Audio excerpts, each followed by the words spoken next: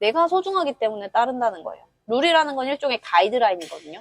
그래서 이 라인을 넘어섰을 때는 위험할 수가 있다는 것을 인지하고 내가 여기까지만 하겠다라는 거잖아요.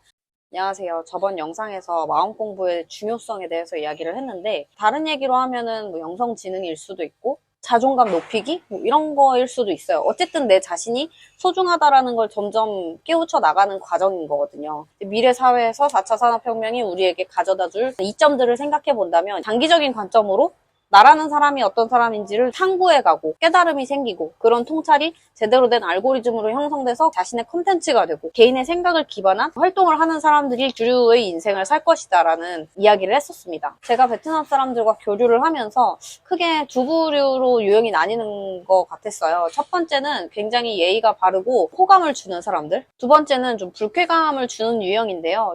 베트남 부하 직원을 거느리는 사람들이 종종 하는 이야기가 있어요. 일단 거짓말을 밥 먹듯이 하고, 두 번째로 자신이 잘못한 일에 대해서 쉽게 인정을 하지 않고, 세 번째는 눈에 뻔히 보이는 비양심적인 행동을 아무렇지 않게 종종 한다라는 이야기를 하더라고요. 불쾌감을 주는 사람들은 다른 식으로 정의 내려보자면 일단 룰을 따르지 않는다는 거예요.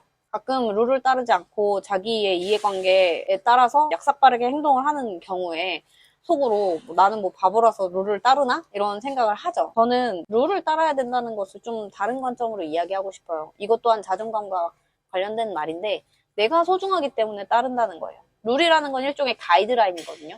그래서 이 라인을 넘어섰을 때는 위험할 수가 있다는 것을 인지하고 내가 여기까지만 하겠다라는 거잖아요. 근데 그런 교육을 사실 우리는 전 세계 어느 나라든 가정교육에서 먼저 받아요. 그리고 그 기반은요, 양심에서 비롯된 거예요.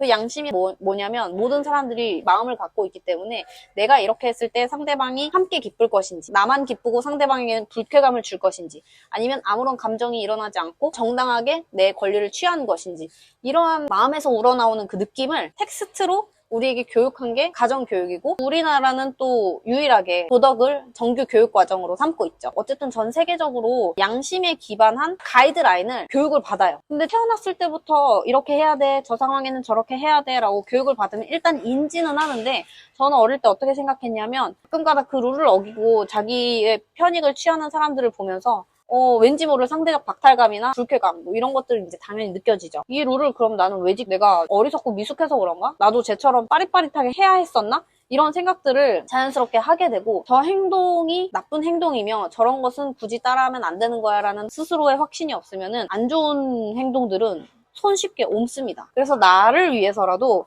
그런 느낌은 금방 해소를 해버려야 돼요. 굳이 그렇게 깊게 담고 있지 말아야 되는데, 그 전반적인 핵심은 뭐냐면 나를 소중히 하는 마음인 거죠. 그래서 룰을 따르게 되는 것도 내가 소중한 사람이니까, 지금 당장은 네가 내 것을 뺏어가는 것처럼 보여도 너가 언젠가 그런 행동을 반복하면 그런 행동 자체를 갖고 살았을 때 언젠가는 사고가 일어날 수 있고, 언젠가는 너가 되지도 않게 야금야금 모았던 그런 이득들이 한꺼번에 날아갈 수 있는 위험 요소를 소지하면서 살아가는 것이다 라는 개념이 확 박혀버리면은, 그런 사람들이 자기 인생 잘 사는 것처럼 보이지도 않을 뿐만 아니라 그런 행동이 주는 에너지가 아무리 크다 한들 손쉽게 옮을 수가 없는 거죠. 그래서 룰을 따른다는 것, 또 안 좋은 행동을 내가 손쉽게 옮지 않는다는 것, 이것 모두가 나의 소중함을 알고 외부의 유해한 것들로부터 나를 지키는 행동이라고 생각해요. 그리고 그 행동은 단편적으로 보이는 거죠. 룰을 지키는 사람이 어리숙해서 아니면 바보라서 그 룰을 따르는 게 아니라, 선을 넘었을 때 위험 요소가 있다는 것을 알고